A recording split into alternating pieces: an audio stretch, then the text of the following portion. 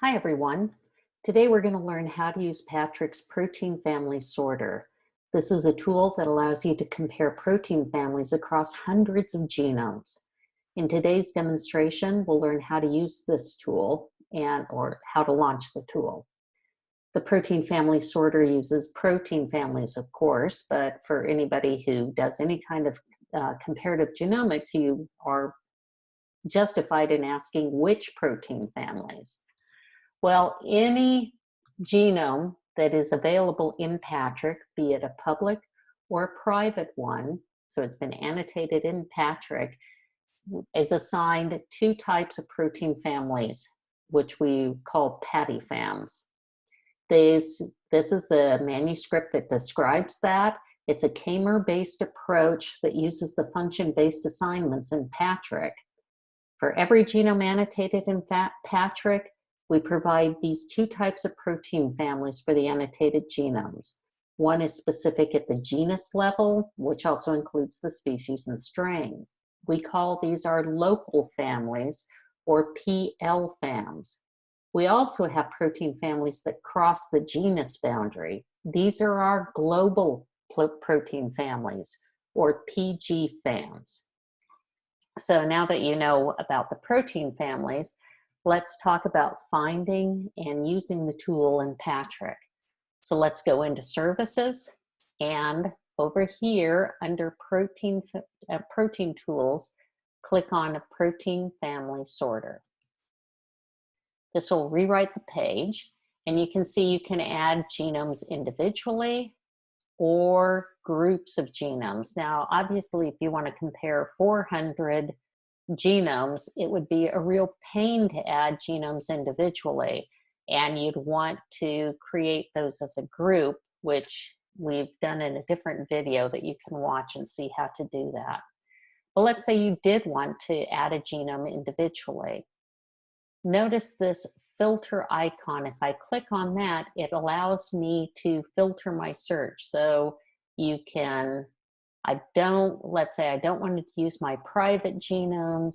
PATRIC has over 300,000 public genomes. Maybe I don't want to use those. The genome I'm looking for, I know it was assigned as a reference or representative genome from GenBank. We use those designations in PATRIC. So that's like 8,000 genomes. But the search box here is a smart search box. So I know it's the strain name is NVSL. And look, I just start typing that and ta-da, this genome pops up. So I click on that. But what I have to do, I've selected this genome. I want to use this genome. It has to get over here into the selected genomes box to be included in the tool. And notice that I can't click on the search icon yet. It has to have some genomes to search on. So I can move it over into the selected genomes box by clicking here. All right, so I have one genome. All it takes is one, but we want to do a few more. So select genome group. You can go in and start typing different groups that you've named and you know what they are.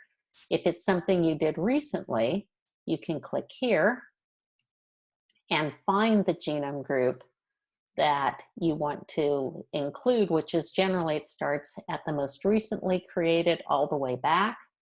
So if I put that in there and move that over, let me also note that you can get into your workspace by clicking the folder here, and then you can see other groups. If you've created genome groups as part of in a different folder system, you can use that to add those in. Okay, well, remember we talked about the two different types of protein families. Actually, there are three. We still have FIG-FAMs, which are functional families, but those aren't populated broadly across PATRIC anymore, so I wouldn't use those. Cross-genus families, if you had two different genera, you'd need to use this type of protein family. But for this example, all I have are genomes within the genus Brucella. So I'm going to click on the genus-specific families. I could use the global families too. That should work just as well, but I would just want to demonstrate the genus-specific families. And then I'm ready to click the search button and be able to see the tool and how it works in the protein table. We'll be showing that in the next instructional video, which is manipulating the protein family search tool. Thanks for watching.